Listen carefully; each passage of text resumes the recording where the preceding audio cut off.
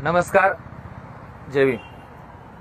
सध्या नाशिकमध्ये तपोवनातील वृक्षांची जी वृक्षतोड होत आहे त्या संदर्भानं नाशिकचं वातावरण अत्यंत तीव्र झालेलं आहे. नागरिकांच्या भावना ह्या अतिशय तीव्र झालेल्या आहेत. भारतीय जनता पार्टीचे मंत्री गिरीश महाजन यांनी या ठिकाणी साधुग्राम उचलण्यासाठी, साधुग्राम बांधण्यासाठी म्हणून आम्ही ही वृक्षतोड असल्याचं जाहीर केलं आहे. आमचं आव्हान आहे, या लढ्यामध्ये या वृक्षतोडीच्या विरोधात झाडे वाचली पाहिजेत, झाडी टिकली पाहिजे.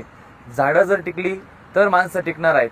आणि ह्या उद्देशानं वंचित बहुजन आघाडी या आंदोलनाला, या सुरू झालेल्या जनचळवळीला पूर्णपणे ताकदीनं पाठिंबा देत आहे.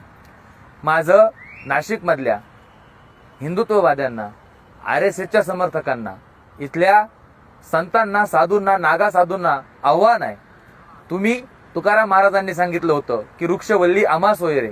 तुम्ही तुकारामांच्या विचारांचे आहात की नाही आहात? तुम्ही वारकरी विचाराचे आहात की नाही आहात? याचा प्रश्न आता, याचं उत्तर आता तुम्ही आम्हाला दिलं पाहिजे. आणि म्हणून जर हे उत्तर हे देऊ शकत नसतील आणि गिरीश महाजन जर सगळ्या जनभावना बाजूला ठेवून नाशिककरांच्या भावनेला लाथ मारून ही वृक्षतोड करणार असतील तर गिरीश भाऊंना वंचित बहुजन आघाडीच्या वतीनं आव्हान आहे की आम्ही तुम्हाला नाशिकमध्ये फिरू सुद्धा देणार नाही. इथलं एक एक झाड इथल्या नाशिककरांसाठी महत्वाचं आहे आणि ही नाशिककरांची जनभावना आहे. तुम्हाला नाशिकचं तापमान जळगाव इतकं करायचं आहे का? आमचं नाशिक स्वच्छ आहे, सुंदर आहे, हरित आहे. आमच्या नाशिकमध्ये ऋतू चांगले येतात. पावसाळ्याच्या वेळेस पाऊस पडतो, उन्हाळ्याच्या वेळेस उन्हाळा असतो, हिवाळ्याच्या वेळेस हिवाळा असतो. आम्हाला आमच्या नाशिकचं तापमान जळगाव इतकं करायचं नाहीये. तेव्हा विनंती आहे, हा सगळा धाटांतर झालेला खोटेपणा थांबवा.